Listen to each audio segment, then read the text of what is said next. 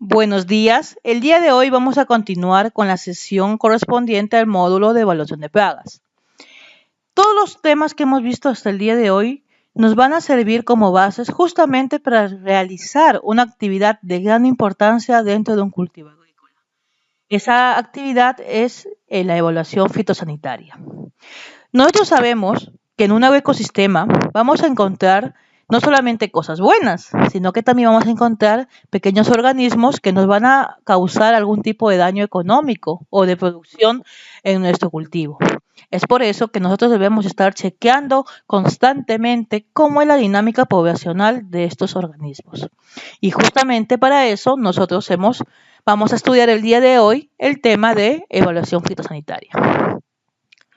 Hay que tener en cuenta que la evaluación fitosanitaria es una práctica que consiste en observar dentro de los cultivos al comportamiento de los insectos, que nos va a permitir obtener porcentajes de plagas y enfermedades que puedan ser perjudiciales o que puedan traer una baja en la producción y rentabilidad del cultivo.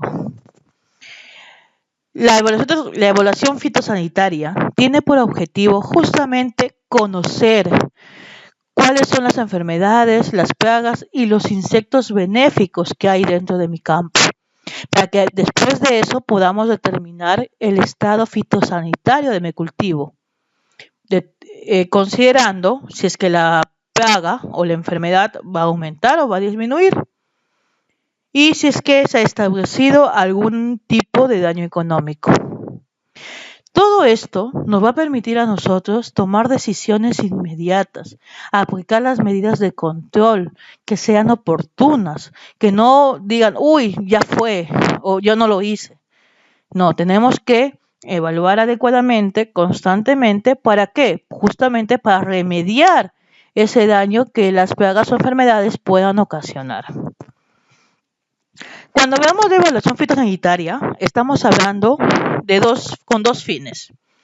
Una que es con fin de investigación, que se hace justamente para ver cómo la dinámica poblacional de las plagas o enfermedades en los cultivos en diferentes zonas o con diferentes características o ambientes.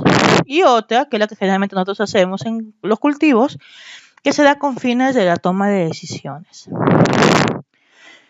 Un evaluador, cuando va a campo, no solamente se va a centrar en las plagas, en los fitófagos, sino que también tiene que evaluar la fenología del cultivo y además cuáles son los insectos benéficos que conviven con estas plagas o enfermedades, porque eso nos va a permitir a nosotros establecer justamente cuán dañado está el equilibrio natural de nuestro ecosistema.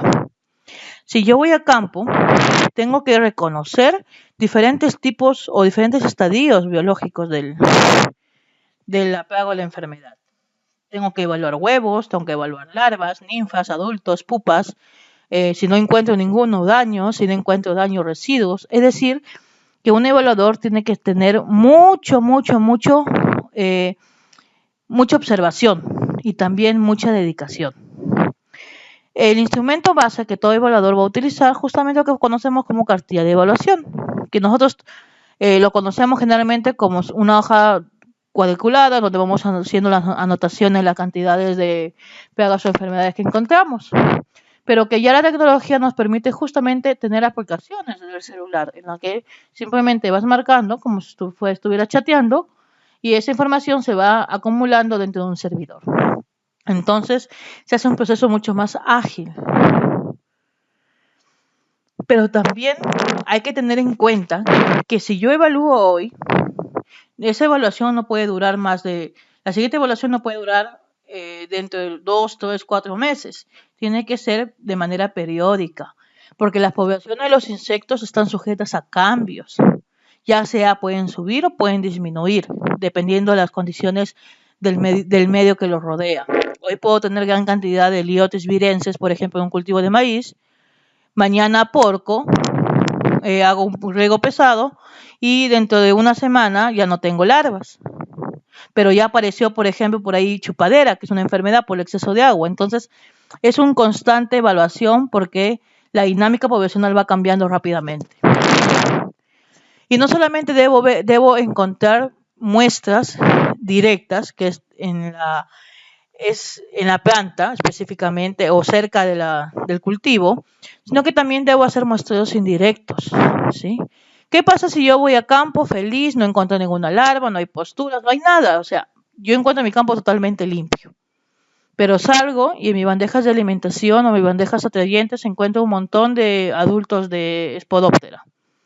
Entonces, ¿qué quiere decir? Que tengo que comenzar a prevenir que esos adultos, que hay una gran cantidad, hayan podido copular y hayan puesto en algún momento huevecillos. Entonces tengo que ir preparándome para un futuro control de Spodoptera, ¿sí? Como ven, ir a evaluar no solamente es evaluar en la planta, sentarme y contar, es tener una buena observación de todo lo que rodea al campo de cultivo. Tenemos que conocer cuáles son las plagas que atacan al cultivo, ya sean graves, ocasionales o potenciales. Tengo que conocer el desarrollo fenológico en que se encuentra mi cultivo. No es lo mismo evaluar, por ejemplo, un capsicum maduro a que un capsicum recién trasplantado. Son plagas totalmente diferentes. No puede evaluar un capsicum, un ají, que no haya sido fertilizado a uno que tenga su fertilización completa. Son ambientes totalmente opuestos, totalmente contrarios, y cada uno tiene características diferentes. Como les comentaba, las plagas, por ejemplo, es un capsicum en ají, tienen preferencia por atacar en diferentes estadios del cultivo. Si yo estoy hablando, por ejemplo, de una plántula recién trasplantada, voy a hablar de pulgones, de pediplosis, de gusano de tierra, que son los que generalmente atacan a la estructura de cuello, a brotes tiernos.